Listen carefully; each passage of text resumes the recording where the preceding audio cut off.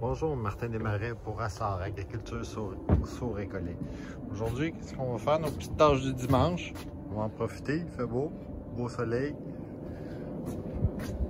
On va voir que ça a grandi assez vite cette semaine. Pris un peu plus d'ampleur. On a certains nouveaux.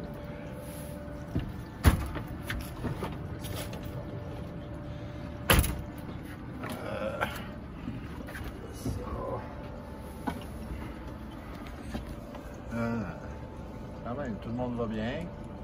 Notre transfert de la terre à l'eau cette semaine. Nos faux fraisiers, les basiliques qui poussent bien quand même, qui profitent bien. Leur système racinaire est super bien implanté. On va s'en servir sur une courte période. Donc on va se faire une petite flush aujourd'hui pour vider une partie de ce qu'on a de solutions nutritives. On ouvre la valve de sortie. Un petit truc pour les résidus. Alors on va en profiter, on va ouvrir notre valve de sortie pour l'extérieur. Fermer la valve de circulation pour accélérer le mouvement de l'extérieur. Fermer presque au complet, comme ça on ne prendra pas la pompe. Puis on va s'en aller vers la sortie, puis on va sortir un bon 10 à 15 litres là, de ce qui était dans le bassin ici à l'intérieur. Petite chose, petite mention à propos des résidus de nutriments.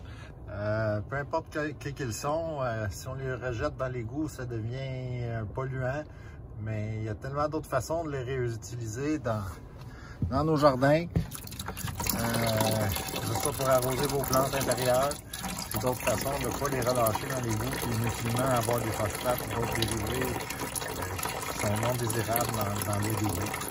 C'est une bonne façon de réutiliser nos résidus dans le cas qu'il y en a dans les premières semaines. Parce que dans les premières semaines, avouons-le, on ne consomme pas l'entièreté des nutriments ou de l'eau, puis il peut arriver avec une détérioration. C'est pour ça qu'au début des 4 premières semaines, je dirais, pendant la végétation, je me trouve à faire certaines parties d'un flush hebdomadaire, là, comme ça, mais je le réutilise à d'autres essais.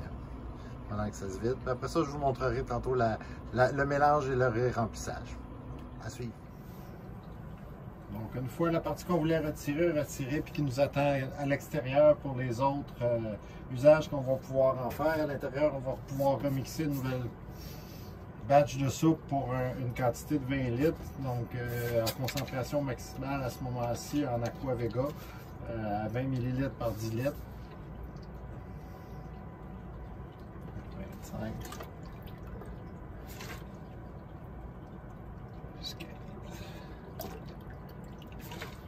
Petite note en particulier pour la bouteille de Cana. Facile de mesurer, pas besoin d'aller chercher un outil supplémentaire pour essayer de retirer la bonne quantité de nutriments. On peut mesurer une quantité assez fiable avec le doseur ici inclus dans la bouteille, chose que je n'ai pas retrouvée chez d'autres fabricants de nutriments. Ça, après ça. Après avoir mis la partie A, beaucoup oublient de bien mélanger la partie A dans le volume d'eau pour la laisser s'expandre, puis qu'elle prenne tout l'espace, si on veut, dans le volume d'eau qu'on a inscrit avant d'installer la partie B de l'engrais.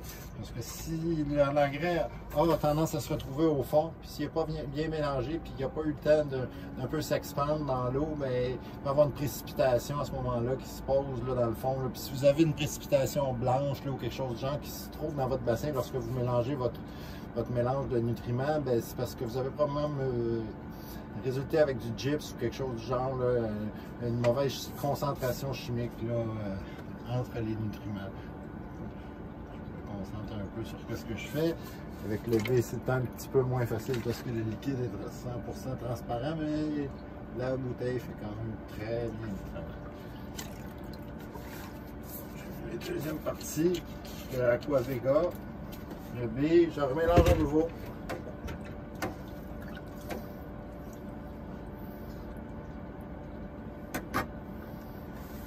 Pas plus compliqué que ça. comme à toutes les semaines, je garde une concentration demi pour la première partie végétative de canazine. Donc, vu qu'on est à concentration 25 ml par 10 litres, ben à ce moment-là, vu que je fais 20 litres, mais à demi, ben je vais mettre 25 sur 20 litres, donc je vais arriver à demi.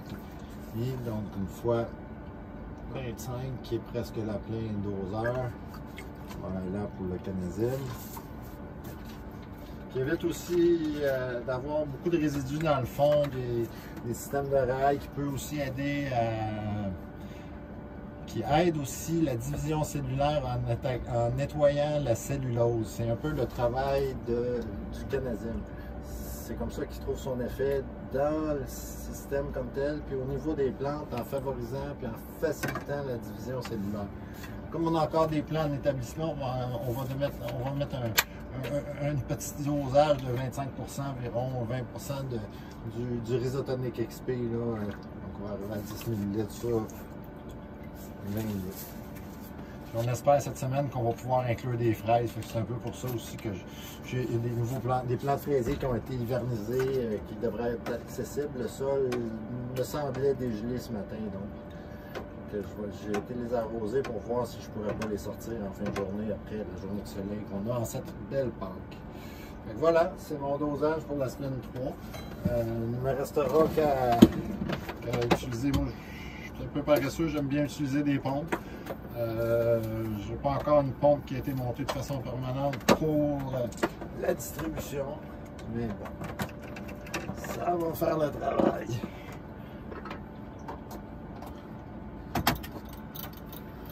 Parlant de pompes, moi j'ai souvent tendance à ne pas utiliser pour les systèmes entourants des pompes submersibles comme ça, parce qu'ils ont tendance, lorsqu'ils fonctionnent, comme tous les moteurs, ils dégagent de la chaleur, mais à ce moment-là, la chaleur est dissipée dans votre nutriment qui est dans le système, qui vient chauffer inutilement le système. J'utilise par contre ce genre de pompe-là pour des petites fonctions, du genre là, des transferts rapides, ou qui n'est pas de la circulation en permanence de l'eau, puis que la pompe fonctionne en permanence. Parce que dans ces cas-là, je vais préférer utiliser une pompe externe comme ça, qui n'est pas jouer ou influer beaucoup moins sur la température de l'eau. Je fais un petit saut sur la température de l'eau. On est présentement à 22,3. J'ai aucune idée présentement de ce que j'ajoute en température. Je ne sais pas mesurer la température, mais on va avoir une idée tantôt. Fait qu'on va pouvoir ajuster puis laisser un délai avant de repartir la pompe là, pour que la température, on voit là, que la température commence à baisser. Effectivement, 21,7, 21,6. Donc la solution de nutriments ajoutés est probablement pas mal plus fraîche, fait qu'on va se laisser un petit délai, fermer la pompe le temps qu'elle reprenne en température avant de repartir. On va faire un choc thermique pour nos petites plantes, qui sont petites plantes assez rapides. Là.